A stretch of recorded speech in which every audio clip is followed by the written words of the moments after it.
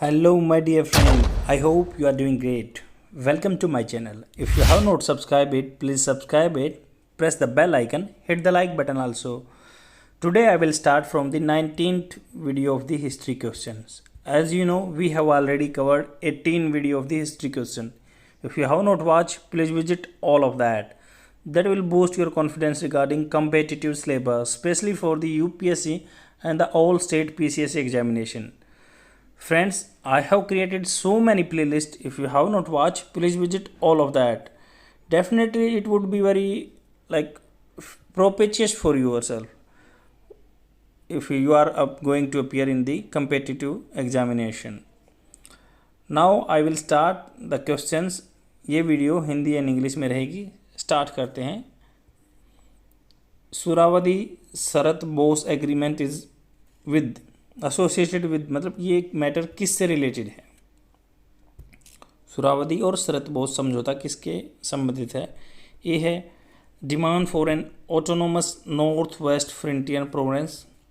North west frontier province के लिए है क्या. बी है partition of India as per two nation theory. India का पार्टिसिपेशन होना टू नेशन थ्योरी के बेस पे. सी है united Bengal as the third successor state to the British India after the India and Pakistan. Bengal एक थर्ड सक्सेसर स्टेट होना चाहिए partition होने के बाद इंडिया और पाकिस्तान का. डी है to seek international cooperation to prevent the Japanese invasion into the British India. British India में जापानीज़ का जो अटैक हुआ था इंडिया पे, तो उसको इन्वेजन को रोकने के लिए कोऑपरेशन की बात की गई. तो क्या वो सुरावदी और बोस एग्रीमेंट है. तो इसका करेक्ट आंसर सी है. आप साथ के साथ अटैम्प्ट करते चलेंगे तो आपको एग्ज़ाम में इजी रहेगा सीखने के लिए. तो हुसैन शहीद सुरावदी, फुल नेम इनका ये था Hussain Shaheed Suhrawardy, chief minister of the Bengal in 1947 supported the two nation theory creation of the Pakistan, but he was concerned that India will get Bengal industrial region. Industrial जो है वो एरिया इंडिया के पास रह जाएगा, Calcutta, like while east Pakistan will get only the poor backward area of Bengal. East Pakistan के पास poor area रह जाएगा. On the other side Bengali Hindu leader Sharad Chandra Bose believe that the division of the Bengal between India and Pakistan would ruin its culture and economy. Suravadi and Sarath both decided to carve out a new sovereign nation, United Bengal, free from the both India and Pakistan, and jointly run by the both Hindus and Muslim. The agreement drafted by them on 20th May 1947 is known as Suravadi Sarath Bose Agreement or Bengal Pact. Thus, this agreement is associated with the United Bengal as the third successor state of the British India after India and Pakistan. तो यही जो सुरावदी बोस और शरत और सुरावदी के बीच में जो समझौता हुआ था वो एक बंगाल के बनाने के लिए इंडिपेंडेंट स्टेट इंडिया और पाकिस्तान के साथ साथ एक तीसरा स्टेट बनाने की बात की गई थी. नेक्स्ट क्वेश्चन है विद रेफरेंस टू द जिन्हा 14 points consider the following statement. जिन्हा जी के जो 14 पॉइंट्स उनके बारे में स्टेटमेंट है. First statement it propose amendment to the Nehru report.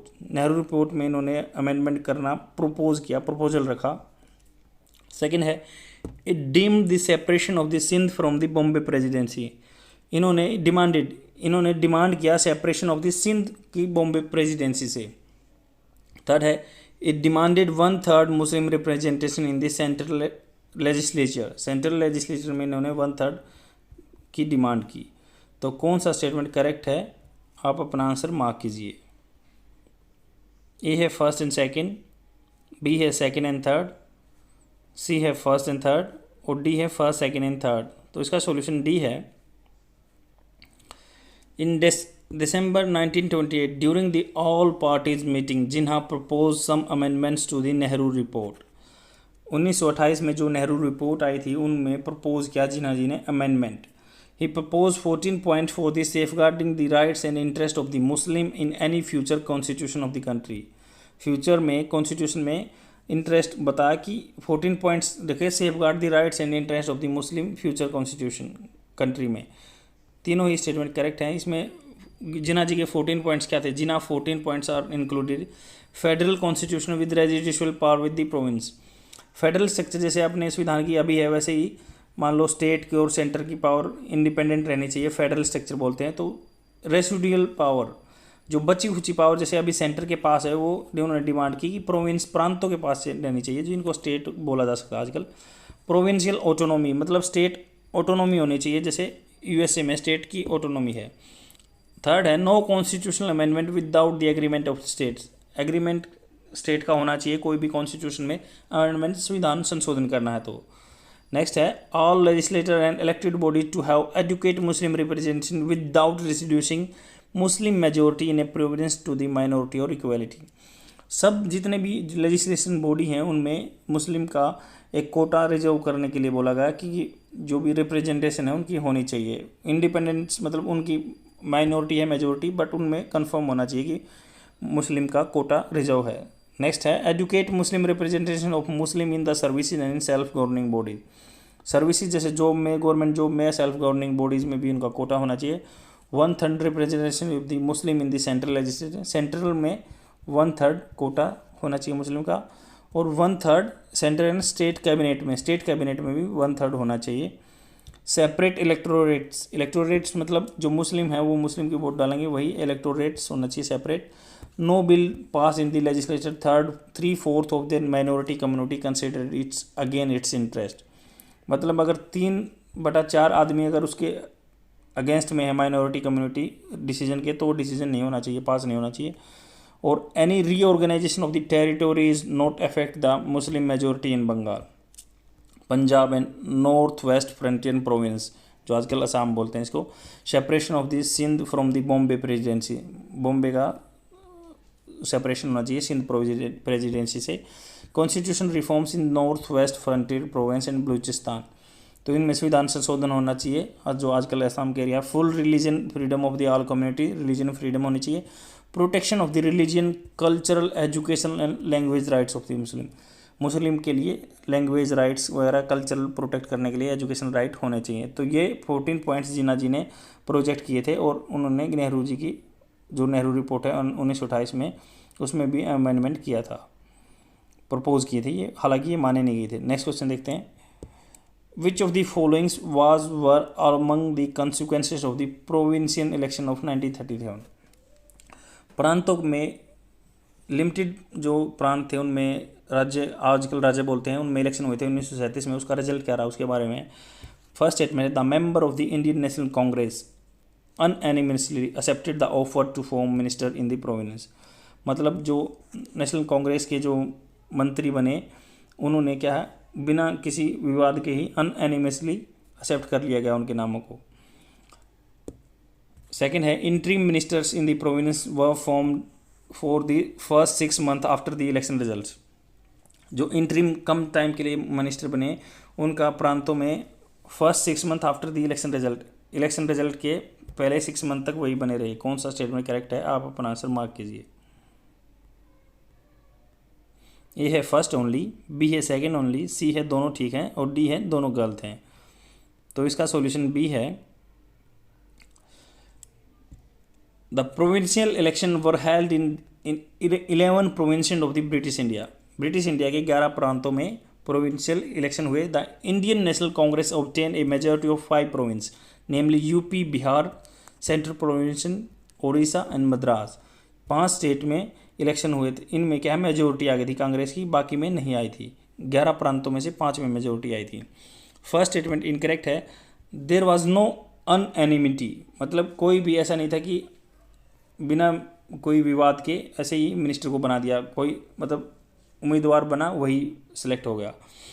There was no unanimity Congress regarding of the office acceptance and formation of the minister like Jawaharlal Nehru, Subhash Chandra Bose, NG Ranga saw office acceptance as a cooperation with the imperialism, मतलब साम्राज्यवाद जो अंग्रेजों के साथ मिलके ही उनका minister बने, नहीं तो इंडिविजुअल उनको वोट नहीं बन पाई थी। Rajendra Prasad moved a resolution for conditional acceptance of the office. Hence, Congress did not accept office unanimously.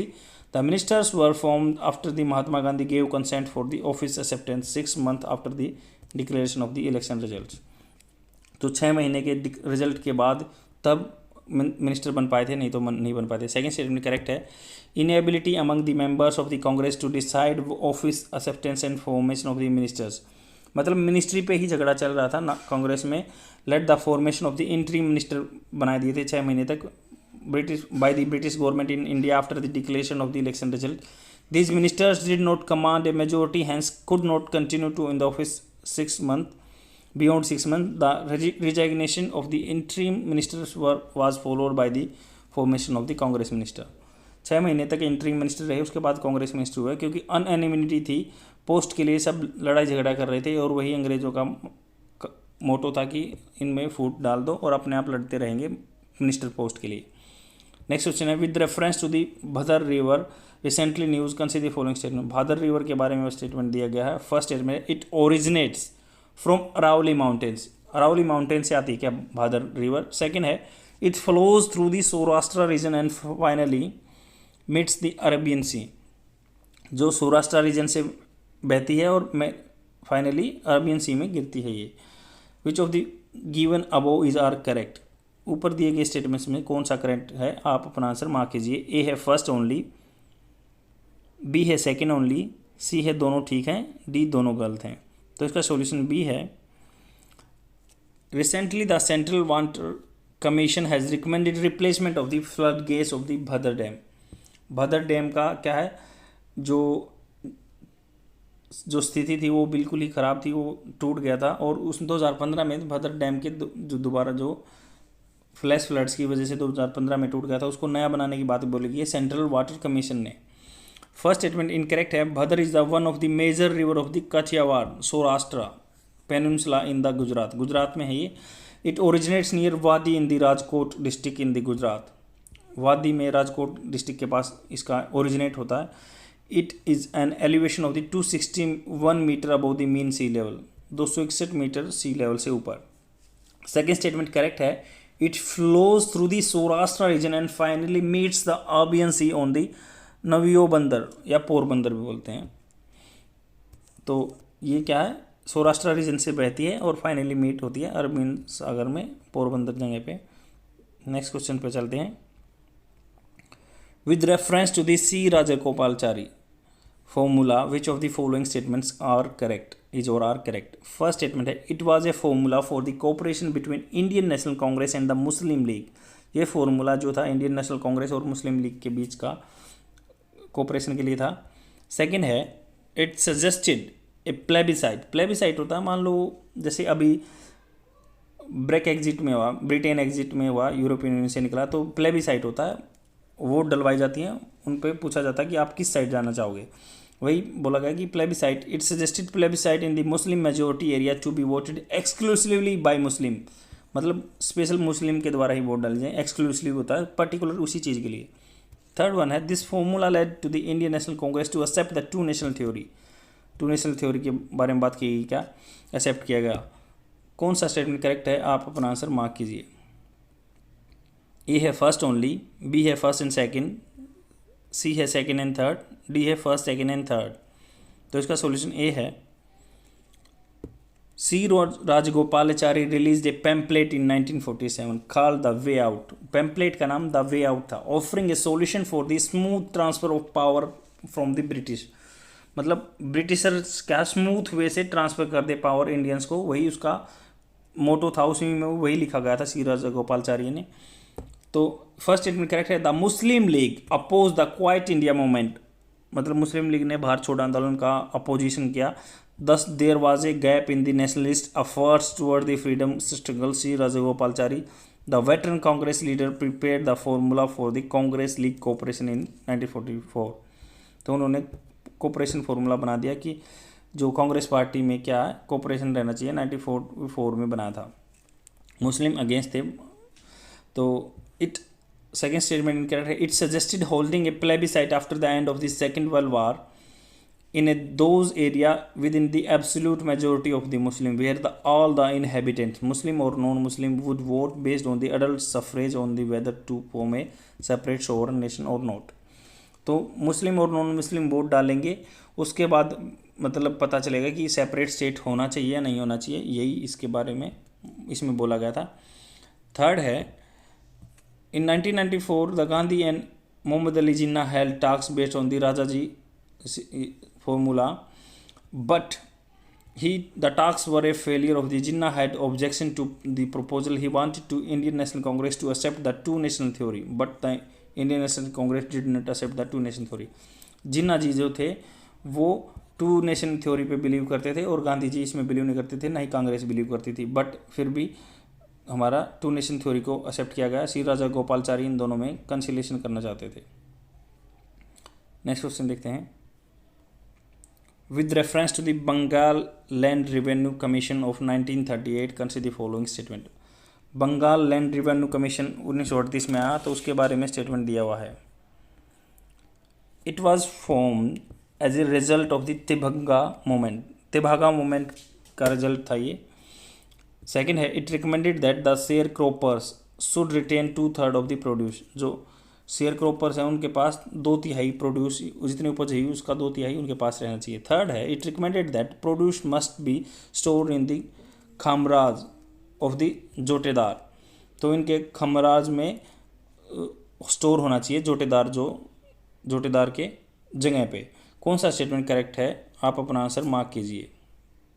तो ये स्टेटमेंट 1938 में बंगाल में कर इकट्ठा करने की स्थिति के लिए रूल बनाया गया था, उसके बारे में। ए है सेकंड ओनली, बी है सेकंड एंड थर्ड, सी है फर्स्ट और डी है फर्स्ट सेकंड एंड थर्ड। तो इसका सॉल्यूशन ए है। Bengal land revenue commission of 1938 was a formed under the chairmanship of the FLC Floud, हम फ्लाउड नाम से याद रख लेंगे। It was properly known as the Floud commission. It was formed inquire into the land revenue system of Bengal. It publish its report in 1940, 1940 में उन्होंने report publish की। First statement incorrect है। It was not form as a result of the Tebhaga movement, Tebhaga movement का ये कोई result नहीं था। On the contrary its recommendation galvanise the farmer को इकट्ठा किया in Bengal the Kisan Sabha which was set up an offset of the Communist Party of India, Communist Party ने किसान सभा बनाई थी। Gave the call for the Tebhaga in June 1940 as a provincial Kisan conference, but the start of the World War II and the Great Famine delayed the movement. The Tebaga movement eventually started in September 1906, तो सितंबर 1906 में Tebhaga movement start हुआ था। Second statement correct है। It recommended that the share croppers should retain 2/3 of the produce, share croppers के पास 2/3 होना चाहिए। In Bengal the adhiyari system was followed under the which share croppers और adhiyar needed to give half of the produce of the land to the जोटेदार, जोटेदार मतलब वही जो मान लो जमींदार टाइप में जोटेदार को देना होता है, और अधियार शेयर क्रॉपर्स वो बोला गया जो खेती करते हैं। थर्ड स्टेटमेंट इनकरेक्ट है। It recommended that produce must be stored in the khamraj, threshing floor, जैसे जहाँ पे थ्रेसिंग होती है वहीं पे स्टोर होना चाहिए। Of the share croppers not the jotedar, मतलब जो किसान है उनकी जगह पे स्टोर होना चाहिए, ना कि जमींदारों की पे। इसमें एडिशनल इन्फॉर्मेशन ये है कि jotedar collected huge tracts of the land in the rural area, zamindar type में थे जोटेदार जिनके पास बहुत सारा एरिया था। The large agriculture area under the jotedar were cultivated through the share croppers also known as bhagdar, bhagdar भी बोलते थे। The jotedar were mainly concentrated in the north Bengal, where as in other parts of the Bengal they are known as holdar and जंटीदार and mandals, इनको ये बोला जाता था north Bengal में। Next question पे चलते हैं। With reference to the space hurricane recently in the news consider the following statement, ये करंट अफेयर से क्वेश्चन है कि स्पेस हरिकेन के बारे में स्टेटमेंट दिया हुआ है, कौन सा स्टेटमेंट करेक्ट है। फर्स्ट है, it has been recorded in the upper atmosphere of the earth north pole for the first time, earth के नॉर्थ पोल में अपर एटमॉस्फेयर में पहली बार देखा गया। सेकेंड है, it is associated with the northern light rotating in the spiral shape, northern light जो spiral shape में rotate करती है उनसे रिलेटेड है। थर्ड है, it appear during a period of the low solar and geomagnetic activity, geomagnetic activity और लो solar activity के time पे अपीयर हुआ। कौन सा स्टेटमेंट करेक्ट है, आप अपना आंसर मार्क कीजिए। ए है फर्स्ट ओनली, बी है फर्स्ट एंड सेकेंड, सी है थर्ड और डी है फर्स्ट सेकेंड एंड थर्ड। तो इसका सॉल्यूशन डी है, तीनों ही ठीक है। For the first time space hurricane has been detected in the earth upper atmosphere. Upper atmosphere में एक स्पेस हरिकेन देखा गया है। हरिकेन जैसे ही वही कि चक्रवात आते रहते हैं तो उनको हरिकेन बोलते हैं। They are made from a tangled mass of magnetic field lines, मतलब मैग्नेटिक फील्ड लाइन से बना हुआ है the fast flying solar wind, तेजी से बहने वाली सूर्य की जो विंड है सूर्य। It rotate in anti clockwise direction, anti clockwise direction में होता है। एंड हैज ए काम आई, काम आई बोलते हैं जो साइक्लोन के बीच का एरिया होता है उसमें शांत होता है बिल्कुल यहाँ पे। Instead of the raining water the space hurricane rain electrons directly into the earth upper atmosphere. तो डायरेक्टली रेन्स की जगह बूंद, बारिश की बूंदों की जगह इलेक्ट्रॉन्स को ये एमिट करता है अपर एटमॉस्फेयर में। फर्स्ट स्टेटमेंट करेक्ट है। The space hurricane has been recorded about the north pole up to into ionosphere in the earth upper atmosphere for the first time. Ionosphere में north pole पे upper atmosphere में पाया गया है ये space hurricane. Second statement correct है। The sports could be the northern light rotating in unorthodox spiral shape similar to the shape of the hurricane, that is why the phenomena is called space hurricane. मतलब ये spades क्या हैं, कुछ could भी हो सकते हैं। Northern light rotating in unorthodox spiral shape में जो कि नहीं है, बिल्कुल अनऑर्थोडॉक्स है।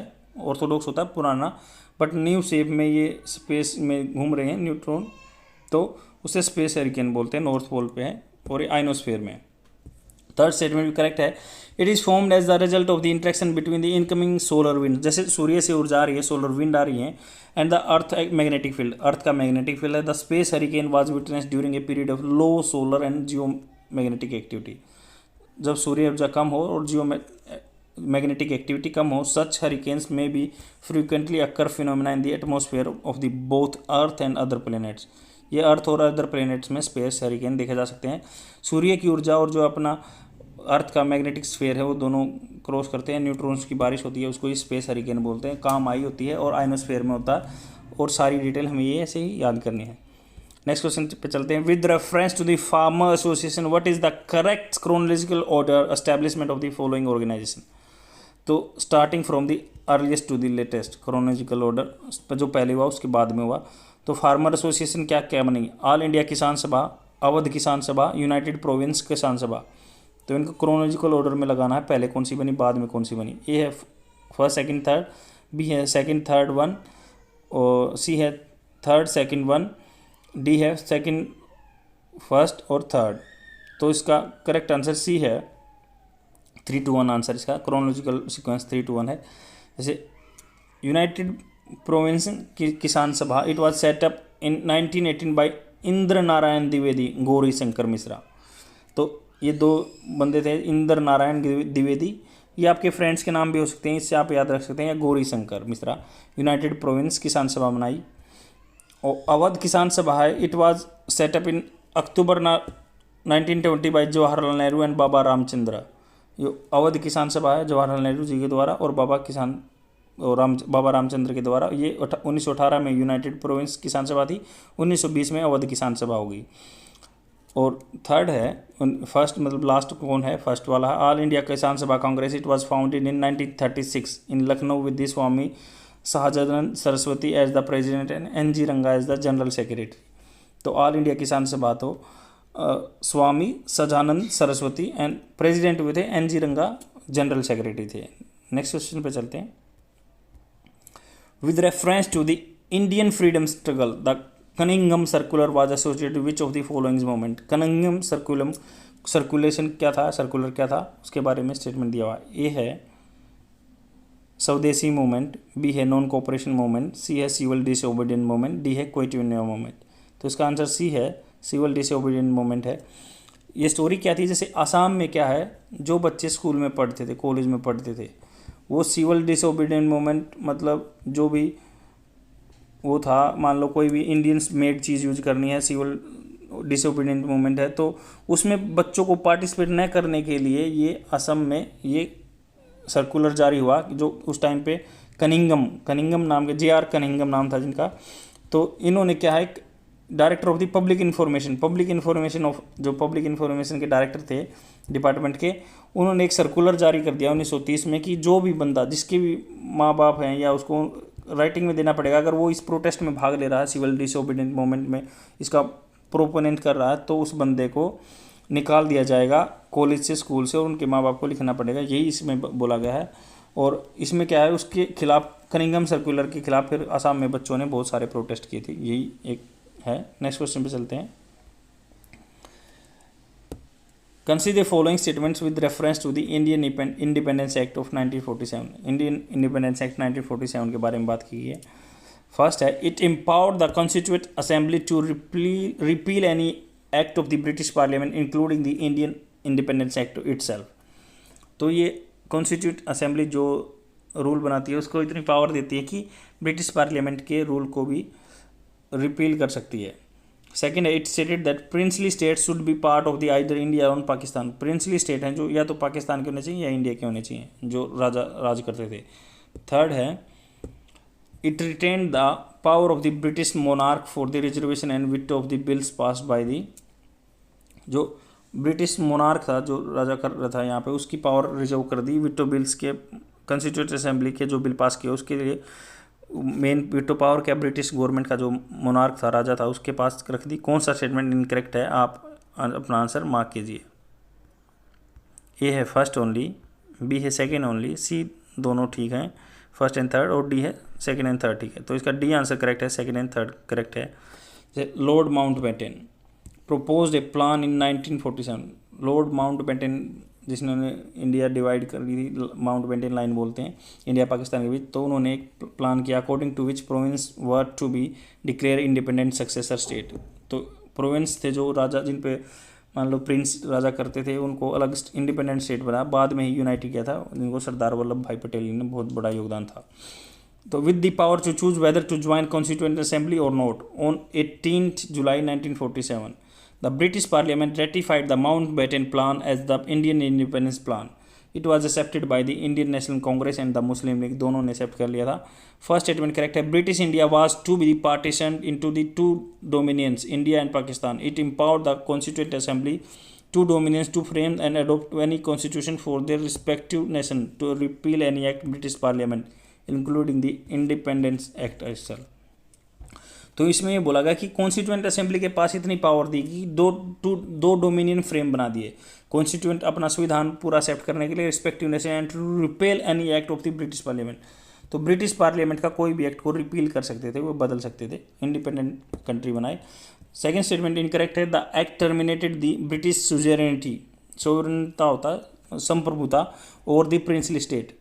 तो प्रिंसली स्टेट पे जो ब्रिटिश की संप्रभुता खिताब खत्म कर दी, और this states were given the choice to either remain, उन्होंने चॉइस दी पाकिस्तान में जाओ या इंडिया में जाओ। थर्ड स्टेटमेंट इनकरेक्ट है, the act deprive the British monarch of its right of to veto और ask for the reservation of the certain bills for its approval, but this right was reserve for the governor general. तो उसके approval का जो monarch के पास नहीं, governor general के पास कुछ ऐसी पावर छोड़ दी कि उसमें वो उसकी ही चलेगी, विटो पावर दे दी। It abolished the office of the Viceroy and provided for each dominion of India and Pakistan a Governor General. Viceroy से हटा दिए, गवर्नर जनरल बना दिए, who was appointed by the British King on the advice of the Dominion Cabinet। तो cabinet की सलाह पे monarch ने अपॉइंट किया था उनको। ये आपका हिंदी में आंसर प्रोवाइड किया हुआ है। That is all for today. I will come tomorrow with more questions, and please share my video among your friends so that they can get benefited within the free amount. Whatever I am providing here, that will definitely come in your competitive exam, and please share my video. Okay, I will come tomorrow. Bye.